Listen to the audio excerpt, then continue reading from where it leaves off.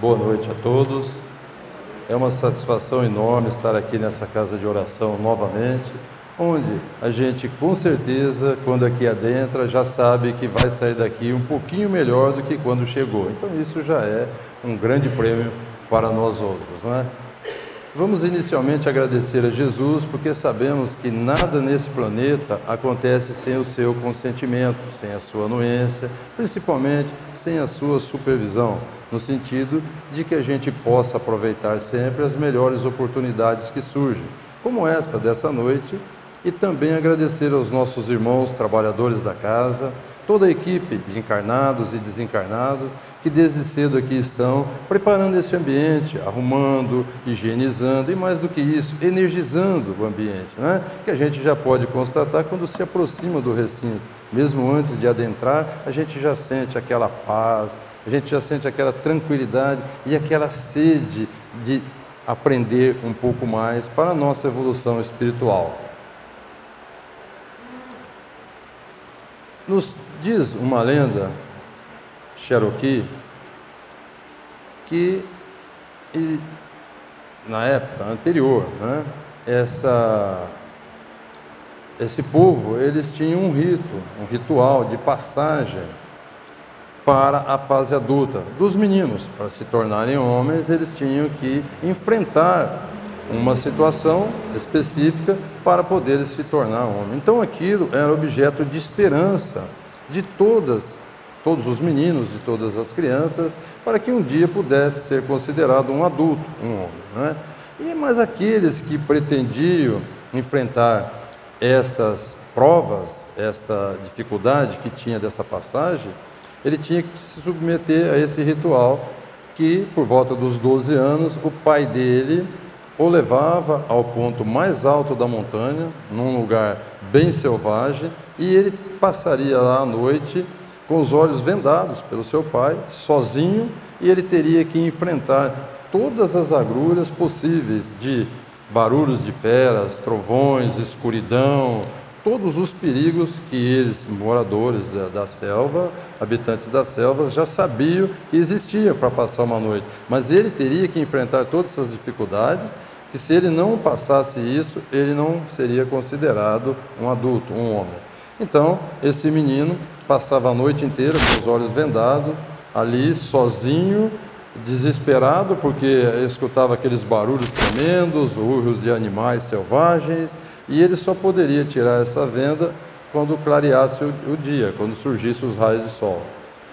Quando esse menino faz isso, ele olha para o lado e vê o seu pai sentado ali. Passou a noite inteira ao lado dele, mas ele não sabia. Então isso, dentre muitas outras lendas que esse povo nos deixou, que é um povo muito espiritualizado, essa é uma relativa à esperança. Porque a esperança é o que move o mundo, é o que move as pessoas, é o que ocasiona todos os progressos positivos ou negativos.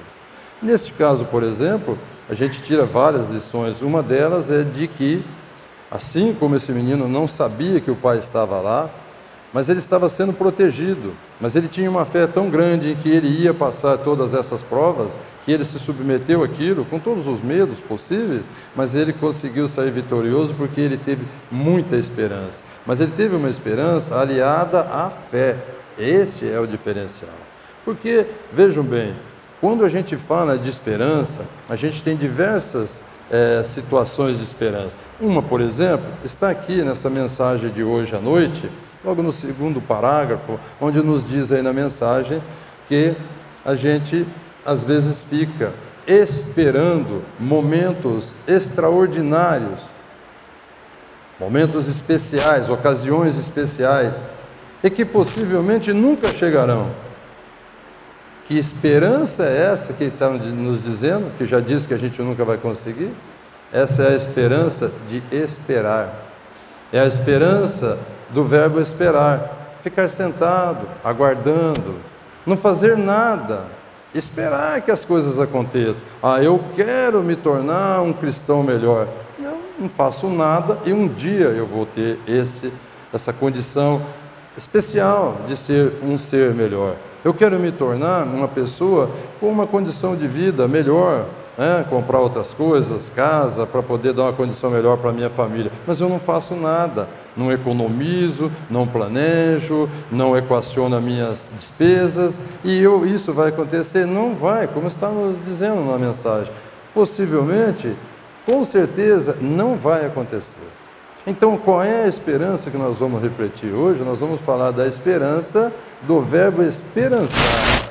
Aí sim, a esperança do verbo esperançar significa esperar que algo aconteça com base no que eu estou fazendo, ou seja, é agir, é preparar o terreno. Esperançar é trabalhar hoje para que eu possa ter esperança de conseguir algo depois. Quer ver um exemplo muito simples? Tem gente que quer ganhar na loteria. A pessoa quer ganhar na loteria. Quantos bilhetes ela compra no ano para ganhar na loteria do Natal, na virada do ano, na Mega, não sei o que lá? Se a pessoa pretende ganhar na loteria, no mínimo ela tem que comprar bilhetes. Se a pessoa não compra bilhete nenhum, como é que ela pode ter esperança de ganhar na loteria? Como é que pode ter esperança de se tornar um bom cristão, de voltar para a nossa verdadeira morada numa condição melhor do que estamos?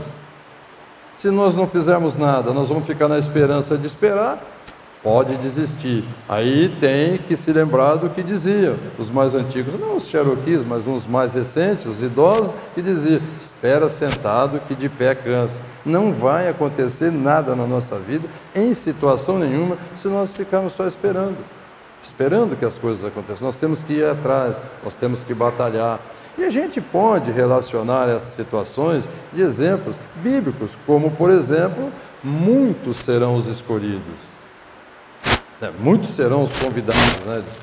Muitos serão os chamados, muitos serão os convidados, e poucos os escolhidos. E é assim na nossa vida. Por exemplo, a gente vê aí um vestibular, a gente vê o exame do Enem, por exemplo, poucos chegam lá em relação a quantos procuram aquela vaga. É assim nas seleções de emprego e é também assim na seleção para o nosso progresso espiritual, porque não é fácil. Só que essa esperança de esperançar é aquela esperança que faz realmente tudo progredir, mesmo as coisas materiais.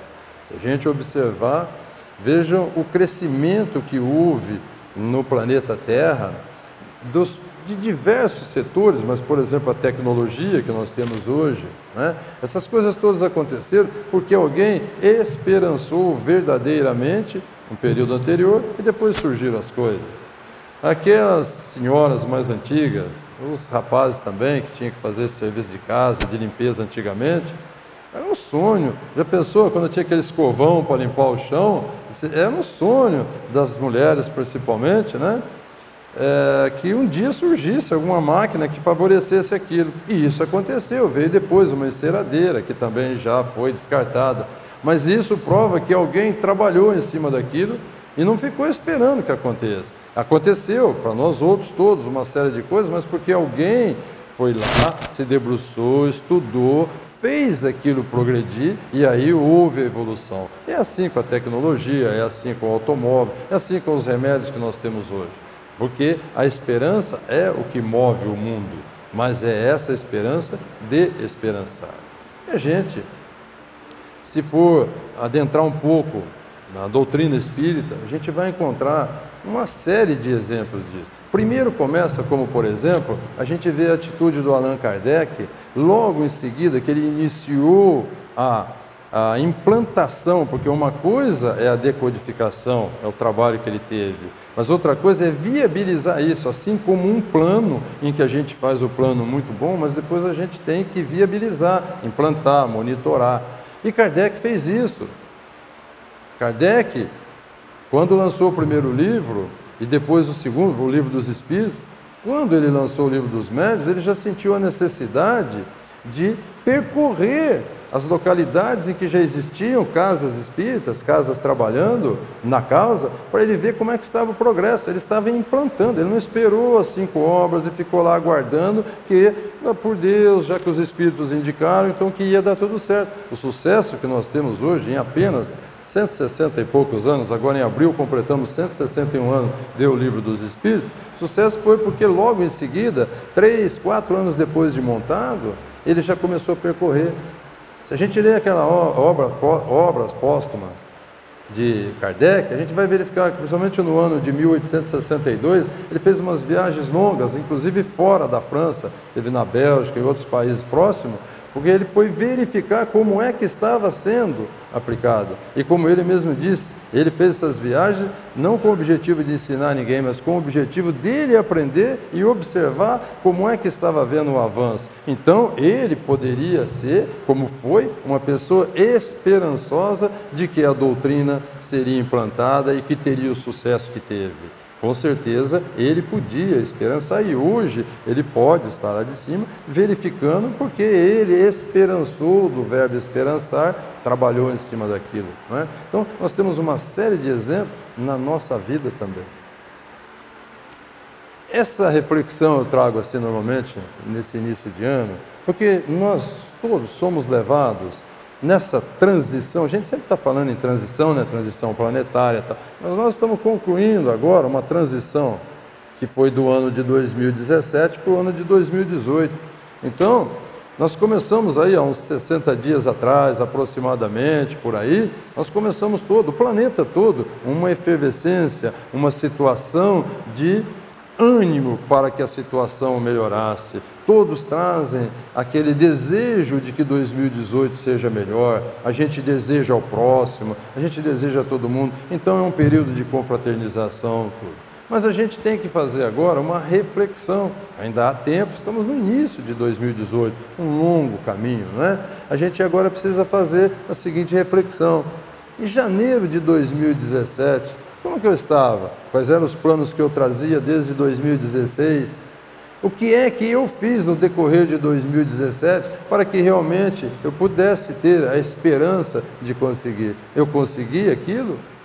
Aonde foi que eu falhei? Eu preciso fazer essa meditação para que eu possa, agora em 2018, não só aguardar que as coisas boas aconteçam, né? Eu preciso agora estar já trabalhando. Se eu quero que alguma coisa aconteça de bom no final de 2018, eu preciso começar a trabalhar agora. Eu sei que é normal, nós aqui, principalmente no Brasil, um país tropical, a gente tem o costume de dizer, não, agora, deixa eu passar o Natal aí, essa época de festa, eu vou começar aquele regime, eu vou começar aquela caminhada, eu vou preservar melhor meu corpo, porque eu tenho consciência que se eu quiser chegar aos 60, 70, em boas condições físicas, eu sei, o médico me falou, meu amigo falou e tal, eu sei, sou consciente, eu tenho a esperança disso. Mas eu estou esperançando, eu estou trabalhando para isso? Aí se eu chegar a 60, 70, 80, já sem condições nenhuma, eu vou reclamar de quem? De Deus? Vou reclamar do meu médico? Reclamar da minha sorte, do meu biotipo? Não. Eu preciso ter essa consciência, porque senão eu corro o perigo de passar um tempo todo nesta encarnação, que é uma oportunidade maravilhosa que nós temos, só com esperança de esperar. Não vai acontecer nada. Então, às vezes a gente encontra aí, principalmente quem anda em diversas casas, às vezes a gente encontra uma pessoa que é de um outro grupo. Você, o que está fazendo? Mudou de bairro, tal, mudou de cidade? Não, eu mudei de casa porque eu estou naquela casa lá faz 15 anos, mas não muda nada, eu estou do mesmo jeito, desde que eu fui lá, os problemas que eu tinha, olha, não vou falar para você que piorou, mas não melhorou nada. Eu fico pensando comigo, né? Ainda mais a gente que é de fora, né? É educado, a gente não fala nada, mas eu fico pensando comigo, meu Deus do céu, esse aí está esperando sentado, não vai acontecer nada. A outra casa não vai resolver o problema dele. As coisas não caem do céu, não existe milagre. Jesus foi um dos que mais contestaram isso. Ele não gostava que falasse que ele fazia milagre, né? E ele dizia sempre, vós podeis fazer tudo o que eu faço e muito mais. Muita pretensão dele, né? Porque fazer o que ele faz, quem é que consegue? E ele ainda disse que a gente podia fazer muito mais, mas muito obrigado, na sua bondade ele falava isso. Mas não a gente ficando mais baixo, voando mais baixo, fazer um pouquinho do que ele fazia, já é esperançar.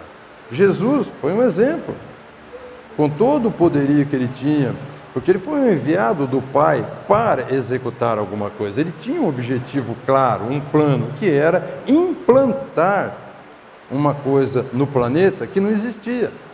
Tanto que ele mesmo dizia, ele não veio mudar nada, não veio influenciar em nada que existia, ele veio introduzir uma coisa nova, chamada amor. Ele realmente foi um esperançoso, ele pregou a esperança. Essa é a esperança que nós estamos refletindo hoje, né? Então, esta esperança é o que vai trazer todo o progresso que a gente quer. E como nós dissemos, ela é a mais difícil. Se a gente for observar, falando de estudo, falando da doutrina, onde a gente se apoia, se a gente pegar o livro dos Espíritos, se a gente pegar o Evangelho segundo o Espiritismo, lá no capítulo 25, o título é Buscai e acharás. E ele segue dizendo, por quê? Quem bate a porta se abre. Quem pede, recebe. Quem procura, acha. Mas, logo no início do capítulo, no subtítulo, está escrita a seguinte frase: ajuda-te e o céu te ajudará. É exatamente isso. Se eu não fizer a minha parte, não adianta eu ficar pedindo. Nós espíritas não, né? Mas tem muita gente aí que é pidoncho, né? Só vive pedindo, né? E é tão assim, prepotente que já pede direto para Deus, como se Deus tivesse à disposição para fazer todas as coisas para a gente, coisas simples. A gente vem pedir, ai meu Deus, riscaram o meu carro, ai meu Deus, que calor, ai meu Deus, a gente fica achando, não é assim não, Deus é muito importante, ele é muito ocupado, é muito mais do que um presidente da república, ele tem ocupações. Que pretensão minha de ficar agora aí pedindo? E essa fila é grande, às vezes a gente passa um tempão nessa fila, pacientemente, esperando ser atendido por Deus. Voltando àquela historinha inicial, assim como aquele menino que não enxergava nada nos olhos humanos, mas ele enxergava a esperança, a claridade do próximo dia. Ele teve coragem para passar aquela noite toda, porque se ele desistisse, ele perdia tudo. Nós precisamos nos acostumarmos a deixar de procurar enxergar as coisas só com os olhos humanos. Precisamos dele, mas não só com ele. Porque Deus, a gente não consegue ver com os nossos olhos humanos. A gente tem que começar a entender que a própria palavra Deus já nos indica onde é que está Deus. No meio da palavra Deus está eu. Então Deus não está lá fora. Não adianta eu abrir o olho, não adianta eu procurar Deus fora de mim. Eu tenho que procurar Deus dentro de mim. É a viagem interior. Aí eu posso ser um esperançoso numa vida melhor, numa vida de luz, que nós sabemos que todos nós estamos com o caminho determinado por Deus para sermos um ser de luz, todos sem exceção. Agora, nós não sabemos quando, vai depender do quanto cada um evoluiu, e isto é relativo às oportunidades que nós aproveitamos em todas as nossas encarnações. Porque se a gente verificar que a verdadeira vida é a vida espiritual, nós estamos aqui num período. E todas as vezes que nós perdermos a oportunidade, como um período desse, num planeta maravilhoso, cheio de oportunidades, e nós perdermos, é como ir numa festa e não aproveitar as guloseimas, os bolos e vir embora. Então, se nós voltarmos para lá só com essa esperança de esperar, nós vamos chegar lá, a hora que ver o resultado, nós vamos ficar numa situação ruim. Por quê? Eu já até falei aqui, em outra ocasião, que normalmente quando tem uma crise, né, não é o caso do Brasil que não está em crise, mas tem países no mundo aí que está em crise, toda vez que acontece uma crise, a gente vê nitidamente dois grupos de pessoas. Um grupo que chora, lamenta, faz promessa, reclama, e o outro grupo que aproveita essa oportunidade para vender lenço para quem está chorando. Esses que aproveitam para vender o lenço para os chorosos são pessoas esperançosas, pessoas que põem a mão na massa, pessoas que têm a liderança, que conseguem enfrentar, como Jesus fez. Jesus enfrentou aquela situação do momento. Seria muito mais cômodo para Jesus se ele tivesse acompanhado aquela classe dominante que existia, porque ele foi convidado por diversos, ele foi cogitado, ele poderia ser o que ele fosse, tanto que quando ele disse que veio implantar o reino aqui na terra, todo mundo achava que ele ia ter um reino maior do que os faraós, um reino. Não entenderam isso. Mas se a gente começar devagarinho, isso tem que ser começado devagarinho. Não adianta a gente ficar aguardando esses momentos extraordinários, porque eles nunca vão acontecer. Essas oportunidades que nós estamos falando, no nosso caso, por exemplo, para uma melhora da vida espiritual, para que a gente continue esperançoso nesta condição melhor, ela tem que ser feita devagarinho. As oportunidades estão todos os dias com a gente. O trabalho no bem é um trabalho maravilhoso. E esta esperança tem mais um detalhe para a gente verificar dentro dessa reflexão. Existem dois grupos de esperança, não é? Tem as esperanças humanas, chamadas virtudes humanas.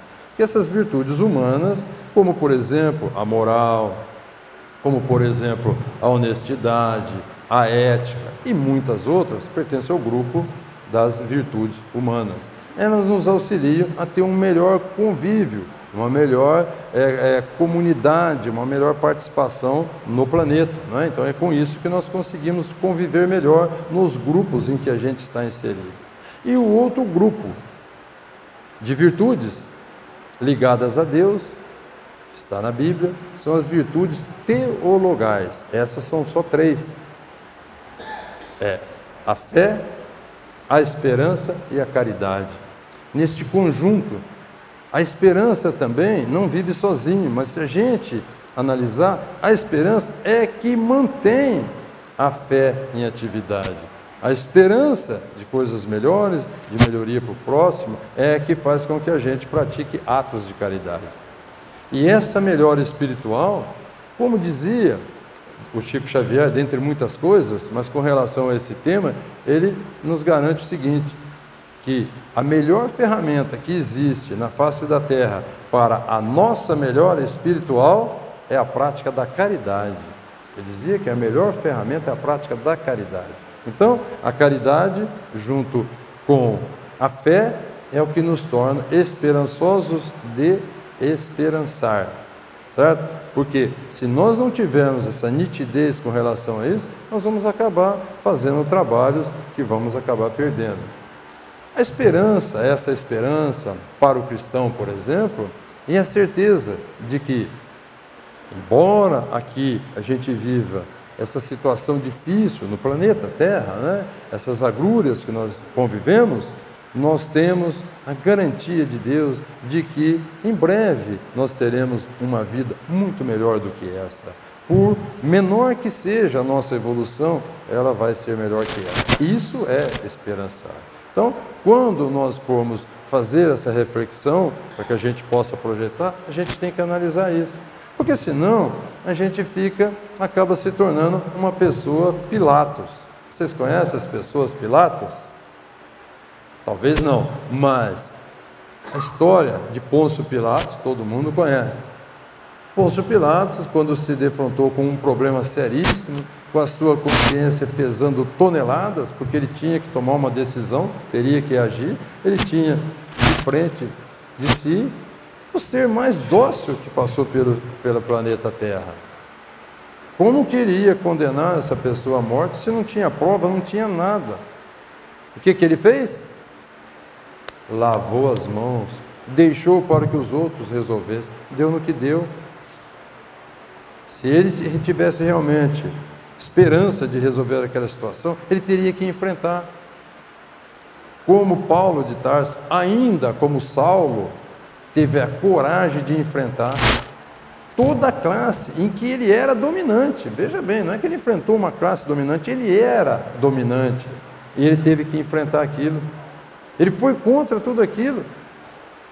Por quê? Porque ele tinha esperança de que ia melhorar a situação. Ele tinha esperança em Deus. Ele seguiu os caminhos de Cristo. O maior pregador que nós tivemos do cristianismo. Por quê? Porque ele visualizou essa condição. E foi fácil para ele? É claro que não. O fácil era ele continuar como ele estava lá.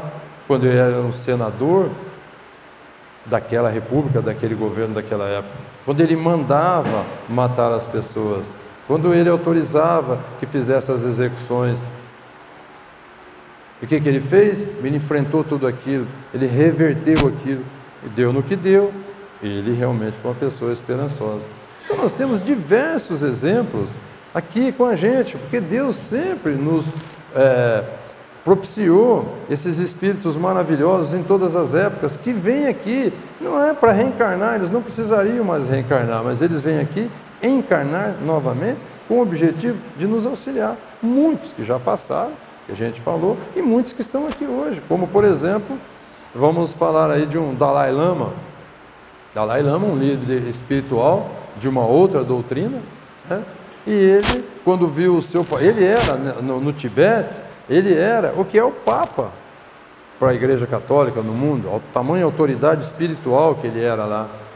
Quando ele viu o seu país ser invadido truculentamente pela China, aquele pequeno país pacífico, e foi invadido, ele e outras autoridades e outros líderes, né, vamos dizer assim, espirituais, fugiram, conseguiram fugir de lá desse país a pé, pelas montanhas congeladas, uma longa história. E ele saiu pelo mundo, ele e muitos outros. O que ele continua fazendo? Ele podia estar quieto, esperando as coisas acalmar para ele voltar. O que ele fez? Ele continua aguerrido, ele continua na luta. Só que não é luta de arma, mas ele continua escrevendo, fazendo palestras, divulgações, seminários, para tentar conscientizar os outros da necessidade de que aquele povo seja libertado. Ele não desiste. Nelson Mandela passou 28 anos em um cárcere. Não tinha liberdade condicional, não tinha pena alternativa, foi na cadeia mesmo, 28 anos da vida dele. Mas ele era uma pessoa esperançosa. Tanto que lá na cadeia era uma coisa interessante. Ele recebia visita de pessoas que não conhecia para se aconselhar com ele. Os carteiros, os carcereiros, todos que vinham, o carteiro, o carcereiro, quem vinha trazer correspondência para ele alguma coisa, ficava próximo para perguntar para ele alguma coisa, conversar com ele. Tamanha a postura dele como pessoa esperançosa. Tanto que ele saiu de lá, se tornou o presidente do país dele, da África do Sul, e ele ali ajudou diversos irmãos. E, enfim, são histórias de pessoas que estão constantemente com a gente pode olhar nela. Nós temos exemplo aqui dentro dessa casa, com certeza, se formos fazer uma retrospectiva de verificar como essa casa foi esperançosa durante o ano de 2017, para que pessoas pudessem ter a esperança de uma vida melhor, auxiliando materialmente, auxiliando espiritualmente. Quantas pessoas que estão aqui hoje, que quando chegaram aqui, não estavam nessa condição? Porque esta casa, com a sua equipe, trabalhou, pôs a mão na massa para que acontecessem as coisas. Porque é muito fácil a gente desejar para os outros, feliz 2018, que você seja feliz nessa empreitada, boa viagem, está tudo certo. Mas o que eu fiz, por exemplo, de prática para que melhore o meu relacionamento, por exemplo, que não andou bom em 2017, mas em 2018 eu vou rezar agora na passagem, vou pôr uma roupa branca, vou acender uma vela, vou jogar as coisas de costa para o mar, um monte de coisa. Não vai resolver. Agora, se eu tenho esse problema para resolver, e eu dou um abraço, só um abraço para começar, porque senão assusta também, né? De cara, já abraçar e beijar, não, só um abraço de cara já começa a mudar. Esse abraço é da esperança de esperançar, porque ele vai atuar como um remédio maravilhoso na transformação da pessoa. Não é que eu vou transformar, mas essa atitude dá verdadeiramente uma esperança. Então, essa esperança que nós estamos falando é aquela esperança que não pode estar sozinha, sempre tem que estar aliada à fé, à caridade, mas principalmente à fé, porque aí a gente, com essa crença maravilhosa, procurando ver Deus com os olhos do coração, nós vamos conseguir encontrar as explicações para essas agruras que a gente tem constantemente no nosso dia, que é normal, faz parte viver nesse planeta. É um pacote, é um combo. Não vem para cá só para passear, só para torcer para o Corinthians, só para torcer para o Carnaval. Não é isso não, tem outras coisas para fazer. E dentro daquilo que muitos serão chamados e poucos os escolhidos, nós precisamos tomar cuidado.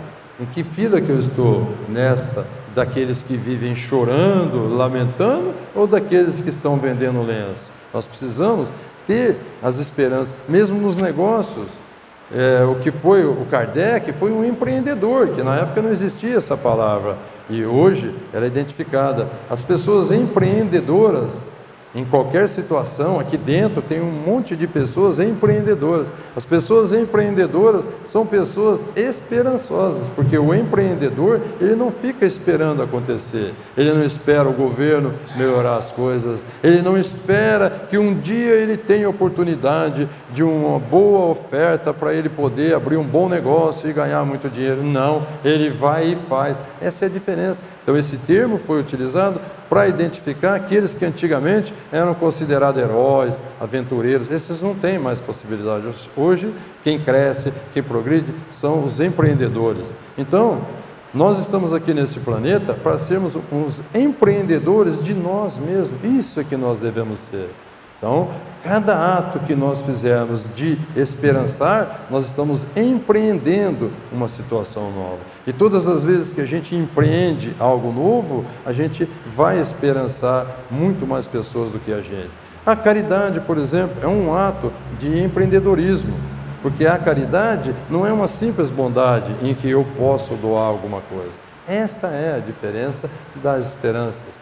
Então, nós precisamos tomar cuidado para não passar só com a esperança de estar esperando que as coisas aconteçam, não é? Então, essas pessoas, Pilatos, são aquelas pessoas que esperam. Problema de corrupção, não tem nada a ver, isso aí é a polícia que tem que resolver, o governo que tem que resolver. E aqueles atos comuns do dia a dia, nós espíritas não fazemos, né? Mas tem gente por aí que aceita simplesmente que alguém guarde para ele uma fila lá no HB, para que ele não precise ficar na fila a noite inteira, que ele tem uma consulta às 7h30, mas ele tem alguém lá, um enfermeiro, um amigo, um parente, né? Um cunhado, né? E que, não, fica tranquilo, vai lá, chega lá logo na hora da consulta, 7h e pouco, você chega lá, você encaixa. E isso daí não é legal, alguém ficou prejudicado com aquilo, né?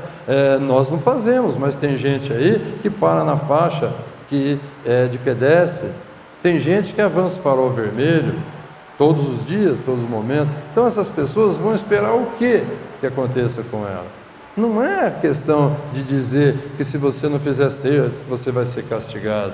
É que se você não fizer a coisa de acordo com o que deva ser para gerar uma resposta, porque cada ação tem uma reação. Se eu não faço as coisas premeditadamente boas, elas não vão acontecer boas. Sabemos que nós não somos obrigados a plantar, ninguém. Isso é opcional, mas o que plantarmos, nós vamos colher. Então, cuidado com o que planta. Agora, se você não plantar nada, não vai acontecer nada. Então, nós precisamos estar sempre, né, ligados com isso. Então, essas pessoas, Pilatos, são essas que deixam que as coisas aconteçam, que os outros resolvam. Que o centro, a casa espírita, ou outra casa religiosa, resolva os meus problemas espirituais, resolva as minhas angústias. Não vai resolver. Eu não posso deixar que o prefeito resolva os problemas da rua, dos lixos. Eu preciso saber, nós espíritas não jogamos lixo, mas tem gente que joga lixo. Quem porventura for um dia cedo fazer uma caminhada ali na represa, por exemplo, a sobra da noite lá, da turma da noite, da madrugada, está cheia de sujeira.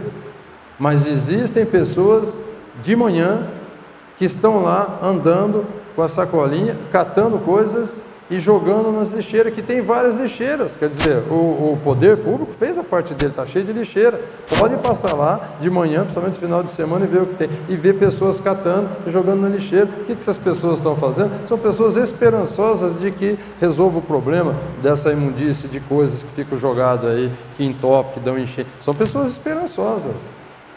Elas estão fazendo uma parte. Elas não têm obrigação nenhuma. A obrigação, do ponto de vista técnico, seria dos funcionários da prefeitura. Eles estão lá catando garrafas que jogam lá, copos e outras coisas e guardando. As pessoas não são pessoas Pilatos.